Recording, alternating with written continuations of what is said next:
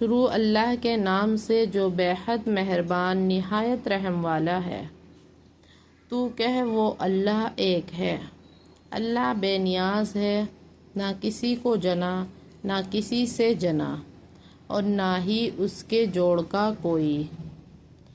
اس کا حسب نزول یہ ہے کہ ایک مرتبہ مشرکین نے آپ سے کہا کہ اپنے رب کی صفات اور نسب بیان کیجیے۔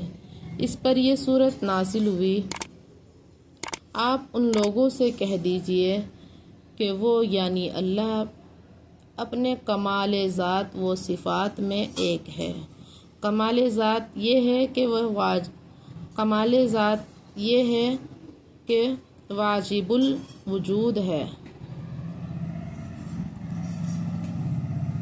یعنی ہمیشہ سے ہے اور ہمیشہ رہے گا، اور کمال صفات یہ کہ علم، قدرت وغیرہ اس کے قدیم اور محیط ہیں، اور اللہ بے نیاز ہے، یعنی وہ کسی کا محتاج نہیں، اس کے سب محتاج ہیں، اس کی اولاد نہیں اور نہ وہ کسی کی اولاد ہے، اور نہ کوئی اس کی برابر کا ہے۔ روایت میں ہے کہ مشرکین مکہ نے رسول اللہ صلی اللہ علیہ وسلم سے اللہ تعالیٰ کا نسب پوچھا تھا، ان کے جواب میں یہ سورت نازل ہوئی۔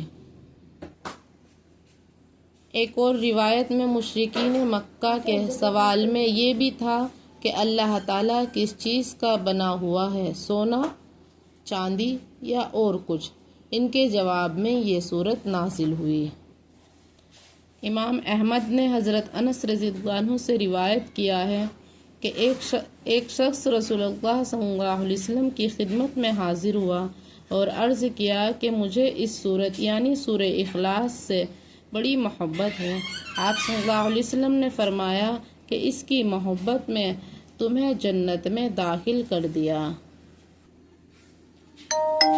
ترمذی نے حضرت ابو ہریرہ رضی اللہ عنہ سے روایت کیا ہے کہ ایک مرتبہ رسول اللہ صلی اللہ علیہ وسلم نے لوگوں سے فرمایا کہ سب جمع ہو جاؤ، میں تمہیں 1/3 قرآن سناؤں گا۔ جو جمع ہو سکتے تھے جمع ہو گئے، تو آپ صلی اللہ علیہ وسلم تشریف لائے اور قل ھو اللہ احد کی قرأت فرمائی۔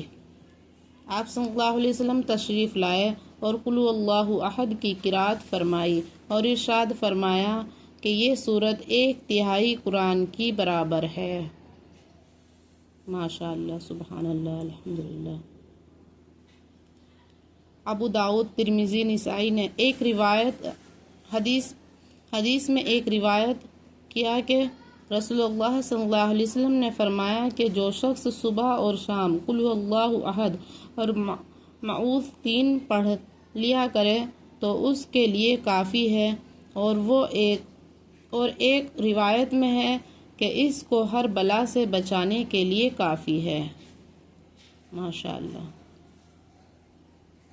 امام احمد نے حضرت عقبہ بن عامر رضی اللہ عنہ سے روایت کیا کہ رسول اللہ صلی اللہ علیہ وسلم نے فرمایا کہ میں تم کو ایسی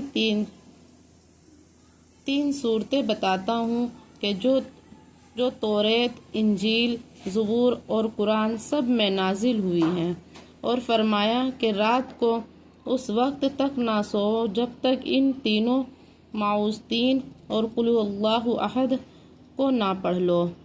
حضرت عقبہ رضی اللہ عنہ کہتے ہیں کہ اس وقت سے میں نے کبھی ان کو نہیں چھوڑا۔